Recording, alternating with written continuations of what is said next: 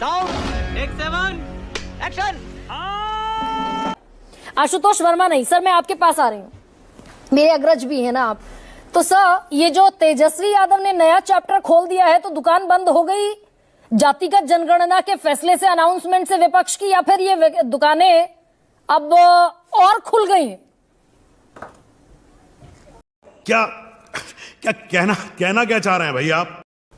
देखिए, अभी जब मैं केसी त्यागी जी को सुन रहा था, हम लोगों के बड़े सीनियर हैं, मुझे अच्छी तरीके से याद आता है कि जब मोहन भागवत जी ने 2015 के बिहार चुनाव के दौरान संविधान रिव्यू की बात की थी, तो उस वक्त जनता दल यूनाइटेड के नेताओं ने कितनी तीखी प्रतिक्रिया दी, और तब उनका जो डीएनए था उसको टेस्ट किया जा रहा था। आज त्यागी जी जब मोहन भागवत को उद्धृढ़ कर रहे हैं तो बड़ा अच्छा लग रहा है मुझे। कम से कम राजनीति में एक ये जो एंगेजमेंट है, अच्छी बात, बहुत अच्छा एंगेजमेंट है। लेकिन शायद त्यागी जी को भूल गए कि जब बिहार के अंदर जब लागू हुआ कास्ट सर्वे, तो 2 अक्टूबर 2023 को प्रधानमंत्री नरेंद्र मोदी ने ग्वालियर में इसी कास्ट सर्वे को पाप कहा था, और कहा था देश के लिए बहुत ही खतरनाक है। लेकिन चूंकि अब नीतीश कुमार इधर आ गए हैं, तो जाहिर सी बात है भाषा तो बदलेगी जनता दल यूनाइटेड की। तो मैं एक बात नहीं समझ पा रहा हूं कि जो कास्ट सर्वे, कास्ट सेंसस पाप था, आज भारतीय जनता पार्टी के लोग उसके पुण्य क्यों गिना रहे हैं? इस वीडियो के सामने आने के बाद सवाल तो बनता ही है। वो इसलिए पुण्य गिना रहे हैं क्योंकि पिछड़ों दलितों की आबादी 70% से ज्यादा है, और जब तक ये 70% अब अपने हक की मांग करने लगा है। दिक्कत अपर कास्ट की ये है कि अपर कास्ट अभी भी कह रहा है कि हम उनको आरक्षण देंगे। नहीं, गलत है। आप आरक्षण देंगे नहीं, वो आपसे आरक्षण लेंगे, और आप देने वाले नहीं है, वो आपसे आरक्षण लेंगे। नहीं तो क्या ये बीजेपी के पाइपलाइन में हो सकता है आशुतोष? क्योंकि अभी तक का जो ट्रैक रिकॉर्ड है वो इससे मुख्तलिफ है, अलहदा है। ये हो सकता है क्या पाइपलाइन में कि भाई जातिगत जनगणना और फिर 27% आरक्षण को बढ़ाया जाना? दुनिया की कोई ताकत, सुप्रीम कोर्ट की जो लिमिट है 50% के आरक्षण को, उस लिमिट को खत्म होना है, उसको दुनिया की कोई ताकत रोक नहीं सकती। संविधान संशोधन ही तो करना है, जो कुछ भी करना होगा। आज मोदी जी की सरकार नहीं करेगी तो कोई और सरकार आके करेगी, वो करना ही करना है, क्योंकि वो इतिहास की प्रक्रिया है। प्राइवेट सेक्टर में आरक्षण देना ही पड़ेगा, दूसरा कोई रास्ता नहीं है। और मैं तो वो दिन भी देख रहा हूं जब आने वाले दिन में हमारे जैसे अपर कास्ट के लोगों के लिए आरक्षण अलग से होगा। मैं वो दिन देख रहा हूं कि पता चला 14% आरक्षण अपर कास्ट के लिए, अब वो 14% में अपने हिस्सेदारी ले ले। ये तो लेटेस्ट न्यूज है। ठीक है, हमारे मतलब अगर 60% निकल आए पिछड़े, तो 60 को 60%, जैसा कि एससी और एसटी के साथ होता है। एससी 16.6 है, उनको 15% आरक्षण है, और शेड्यूल्ड ट्राइब 8.6 है, तो उनको 7.5% का आरक्षण है।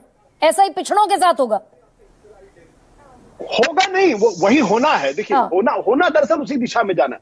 मैं जो बात कह रहा हूं कि ये भारतीय जनता पार्टी से ज्यादा आरएसएस के लिए बहुत बड़ा क्लाइम डाउन। आरएसएस जो हमेशा कास्ट सेंसस को पाप मानती आई, आज वो क्यों कास्ट सेंसस के पक्ष में खड़ी होती दिखाई पड़ रही है? उसका कारण बहुत सिंपल है। कारण ये है कि अगर वो कास्ट सेंसस नहीं करेगी तो उनका जो हिंदू यूनिटी का प्रोजेक्ट है वो अपने आप में छिन्न भिन्न होने वाला है। क्योंकि दलित और पिछड़ों को अब ये धीरे धीरे समझ में आने लगा है कि ये जो 14-15% लोग हैं जो हजारों साल से उनके ऊपर शासन कर रहे हैं, अब ये शासन की इंतहा हो गई, अब हमारा शासन होना चाहिए। ये नहीं चलेगा कि लालू यादव अगर पिछड़े हैं तो उनके राज को जंगल राज कह दिया जाए, अखिलेश यादव अगर यादव तो उनके राज को आप गुंडा राज कह दीजिए, मायावती के राज को आप भ्रष्टाचार राज कह दीजिए। ये सारे जो तमगे हैं, ये तमगे कभी किसी अपर कास्ट के मुख्यमंत्री के साथ नहीं जुड़ते हैं। Sir, good question, you are a good question. लेकिन आप जो बात कह रहे हैं कि ये करना पड़ेगा, बीजेपी सरकार नहीं करेगी, कोई और सरकार करेगी, तो अगर बीजेपी से करने की दिशा में बढ़ती है, भाई जातिगत जनगणना को लेकर भी बात हो रही थी कि जातिगत जनगणना पर बीजेपी कभी राजी नहीं होगी। 80-20 का जो हिंदुत्व का एजेंडा है वो कोलैप्स हो जाएगा। मोदी प्रधानमंत्री ने कहा ये बात तो, but they got ready for the caste census. तो क्या मजबूरी में ही सही ये पिछड़ों का आरक्षण भी बीजेपी बढ़ाती दिखेगी? एब्सोल्यूट ट्रांसफॉर्मेशन हो गया ये तो। देखिए, मैं कोई भविष्यवाणी नहीं कर रहा हूं। मैं इतनी सी बात कह रहा हूं कि आपको आरक्षण देना ही पड़ेगा, 50% की सीलिंग खत्म होनी पड़ेगी, प्राइवेट सेक्टर में रिजर्वेशन होगा, इसमें कोई दो राय नहीं। I am absolutely convinced. और इसको मैं आपको बता दूं कि जो 8 अप्रैल 2024 को जो कांग्रेस पार्टी का मैनिफेस्टो था, और जब मैंने उसके बारे में कहा कि ये रेडिकल डॉक्यूमेंट है, तो मेरे अपने बहुत सारे मित्रों ने मुझे गालियां दी। उसमें कास्ट सेंसस के बारे में बातचीत है, उसमें 50% की सीलिंग खत्म करने की बातचीत है, उसमें प्राइवेट सेक्टर को आरक्षण देने की बातचीत। और अकेले राहुल गांधी थे जिन्होंने लगातार इस मुद्दे को कोलार की रैली से लगातार उसको उठा रहे थे, जिसको भारतीय जनता पार्टी और एनडीए के लोग लगातार इसको निगेट कर रहे थे। भाई मजा आया। बीजेपी के अंततः सवर्ण उनको वोटर का realize फिर क्या होगा सर? सवर्ण भाई- वोटर नाराज होगा इनसे। हाँ, लेकिन जब लड़ाई 70 बनाम 14% की होगी, हाँ। तो फिर 70% के पक्ष में बीजेपी खड़ी होगी। लेकिन ये भी कहा जाता है कि मुद्दा पॉलिटिक्स में जो नैरेटिव जनरली नेचुरल नैरेटिव है वो ये कि मुद्दे जिसके होते हैं भले 30 साल पुराने हो 40 साल पुराने हो, बेनिफिशियरी भी वही होता है। भाई नीतीश कुमार और मुलायम सिंह यादव, अखिलेश यादव, लालू प्रसाद यादव, तेजस्वी यादव रियल बेनिफिशियरी ये बनते दिखेंगे या बीजेपी बनेगी, भले ही आरक्षण बढ़ा दे। देखिए, मंडल कमीशन तो लागू किया था विश्वनाथ प्रताप सिंह ने। विश्वनाथ प्रताप सिंह ने। त्यागी जी मौजूद है। हाँ, उस मंडल कमीशन के लागू होने का फायदा विश्वनाथ प्रताप सिंह को कितना हुआ? उसका फायदा तो लालू यादव को हुआ, मुलायम सिंह यादव को हुआ, रामविलास पासवान को हुआ, नीतीश कुमार को हुआ। उसका फायदा कांशीराम को हुआ, मायावती को हुआ, वीपी सिंह को तो नहीं हुआ ना। तो जो इस मुगालते में है कि आज अचानक उन्होंने कास्ट सेंसस लागू करने की बात कर रहे हैं, तो मास्टर स्ट्रोक है ये। मास्टर स्ट्रोक नहीं, मजबूरी में उठाया हुआ कदम है। और विपक्ष की दुकान अभी बंद होती दिखेगी इस अनाउंसमेंट के बाद? बहुत छोटा सा सर जवाब दे दीजिए। दुकान, देखिए, ये तो मुझे तो भारतीय लगता है और दुकानों की ब्रांचेस खुल गई हैं। ये नहीं। भारतीय जनता पार्टी की प्रोपेगेंडा फैक्ट्री से निकला हुआ है, जिसको हमारे बहुत सारे साथी टेलीविजन चैनल पर आके बोलते हैं, बोलने दीजिए उनको। हाँ, मुझे तो लगता है दुकानों की और ब्रांचेस खोल दी तेजस्वी यादव ने और राहुल गांधी ने। तेजस्वी, मैं फिर कह रहा हूं ना कि एक नैरेटिव जो बीजेपी के प्रोपेगेंडा फैक्ट्री से निकला उसको चलने दीजिए। ये मास्टर स्ट्रोक है और अब विपक्ष की दुकान बंद हो जाएगी, उनका खत्म हो जाएगा। जो उसके असली स्टेक होल्डर है, फायदा उनको होने वाला है। फायदा सिर्फ उनको होगा, लेकिन सलामत बावजूद इसके कुछ सवाल भी हैं। अब बादशाह आलम ये बताइए, ये तो विशुद्ध राजनीति कर रहे हैं आप। तेजस्वी यादव ने विशेष राज्य का पैकेज और विशेष राज्य का दर्जा, ठेकेदारी में आरक्षण, निजी संस्थानों में आरक्षण, जितनी आबादी उतना हक और निर्वाचन क्षेत्र भी पिछड़ों को, ये तो आपने एब्सोल्यूट पॉलिटिकल गेम खेल दिया बादशाह आलम। ना नौमन तेल होगा ना राधा नाचेगी।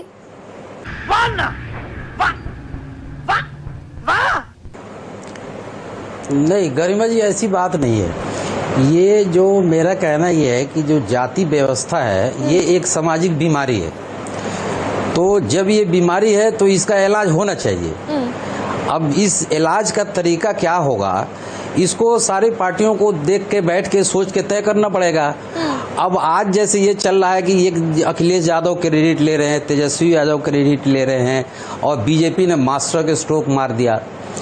तो बीजेपी का तो हर आदमी को पता है इनका चाल चेहरा चरित्र क्या है, ये तो हमेशा इसके खिलाफ रहे।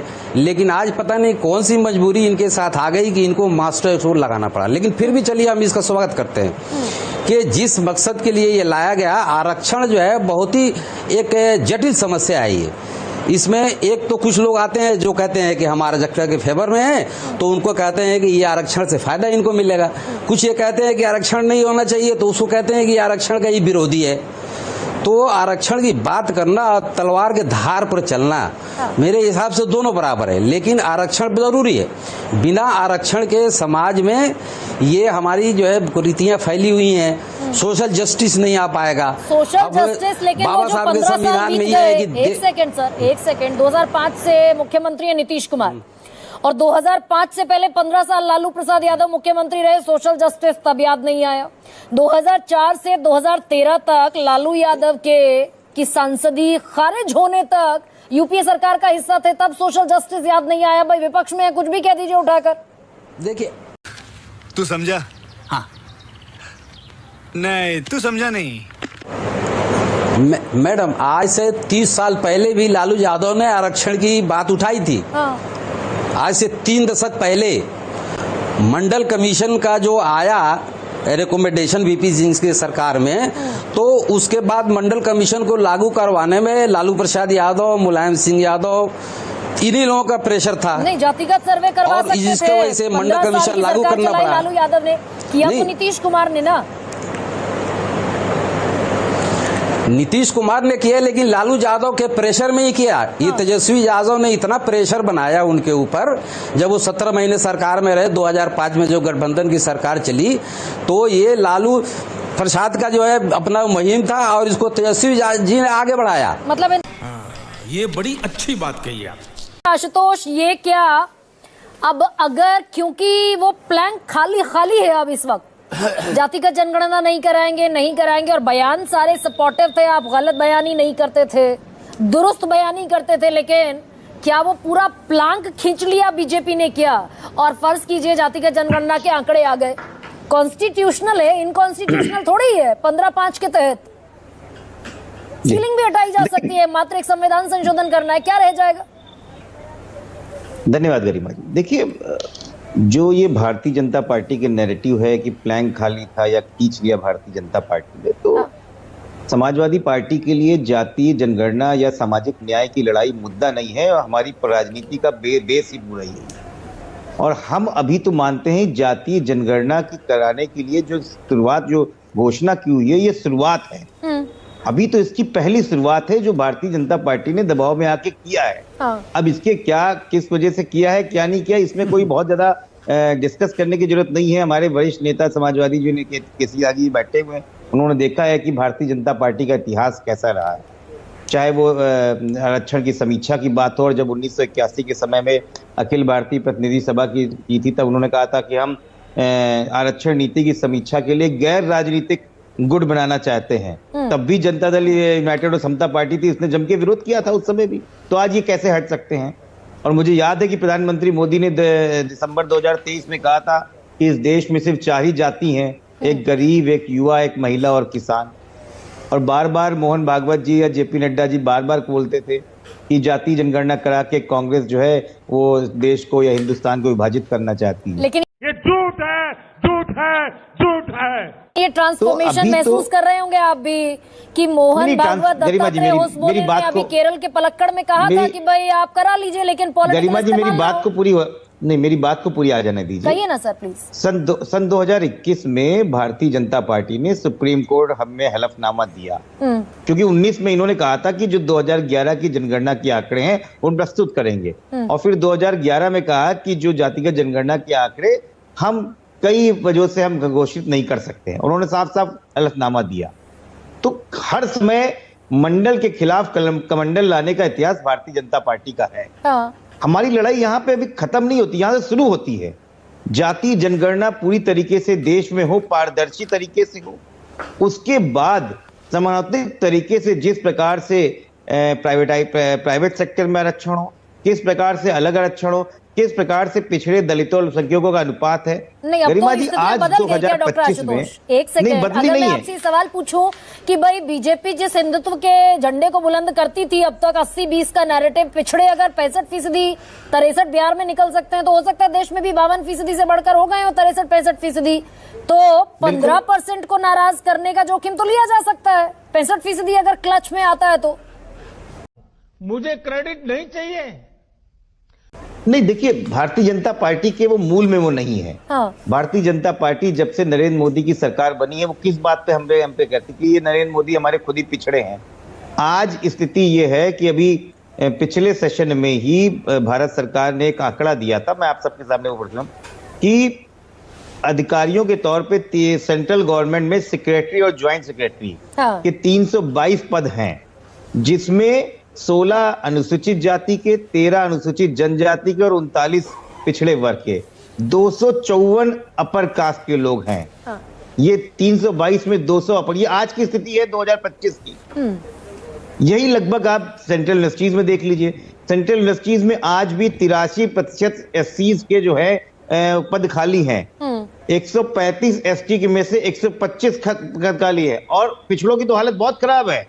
269 सृजित पदों में से 260 पद खाली हैं। मतलब ये बीजेपी के सामने एक और बड़ी लकीर खींचने की कोशिश है कि भैया चलो अनाउंस कर दिया, उससे नहीं चलेगा, बताओ कि कितना पिछड़ों को आरक्षण दोगे, वो कितने देंगे, कब देंगे। देश संकट में है, करा नहीं पाए नीतीश कुमार। लेकिन डॉक्टर अजय, बड़ा गंभीर सा सवाल ये है कि पंडित जवाहरलाल नेहरू से लेकर राहुल गांधी तक कितनी बदल गई कांग्रेस? देखिए मैं आपकी बात सुन रहा था। पहली बात है कि हिस्टोरिकली ऐतिहासिक तौर पर एक बात क्लियर करना चाहता हूँ। 1991 में श्यामा प्रसाद मुखर्जी एक सेलेक्ट कमेटी के सदस्य थे। 21 लोग के सदस्य सेलेक्ट कमेटी थी जो संशोधन लाई थी 15(4) आर्टिकल 15(4). नो प्लीज रिमेम्बर, ये बहुत इंपॉर्टेंट है। उसका चेयरमैन थे पंडित नेहरू। उसमें जो है, क्योंकि वो आरक्षण के मामला था, तो आरक्षण the government can take suitable steps for the benefit of the scheduled caste, scheduled tribe and other backward classes in an education institution। तो एक चीज पहली बात है। तो ये लोग जो पंडित नेहरू के जो झूठ फैला रहे हैं और इनके आरएसएस के क्या टिप्पणियां हैं वो तो अनेक है। पहली बात, ये बड़ी अच्छी बात कही आप। खत्म, बाय बाय, टाटा।